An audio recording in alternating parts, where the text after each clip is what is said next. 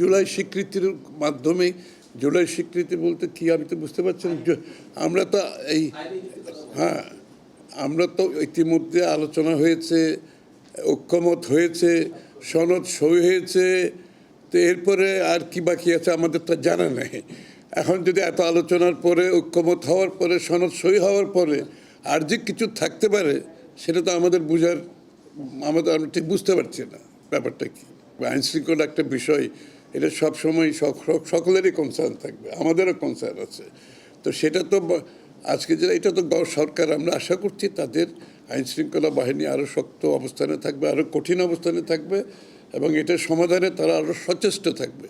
এটা আমরা সবাই আশা করি সরকারের কাছে। আওয়ামী লীগ তো নির্বাচনের রেসেও নাই, দেশেও নাই, আওয়ামী লীগ নেত্রীও নাই, সুতরাং এটা আলোচনার কোনো বিষয় হতে পারে আমরা মনে করি না।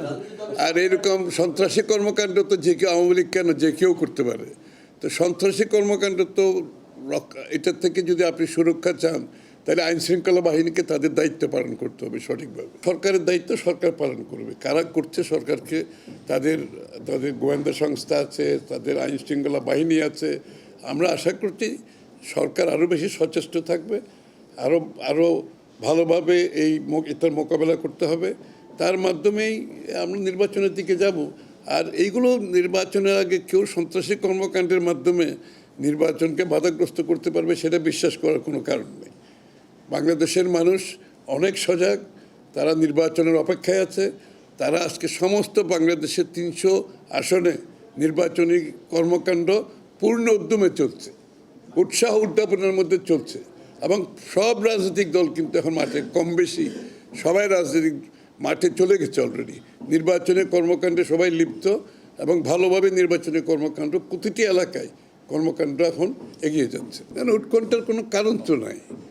ওরা তো অলরেডি সাপোর্ট দিচ্ছে নির্বাচনকে এগিয়ে নিয়ে যাওয়ার জন্য, নির্বাচন কমিশনকে দিচ্ছে, সিভিল সোসাইটিতে কাজ করছে তাদের, হ্যাঁ, এবং সময় মতো করার জন্য তো তারা কাজ করছে।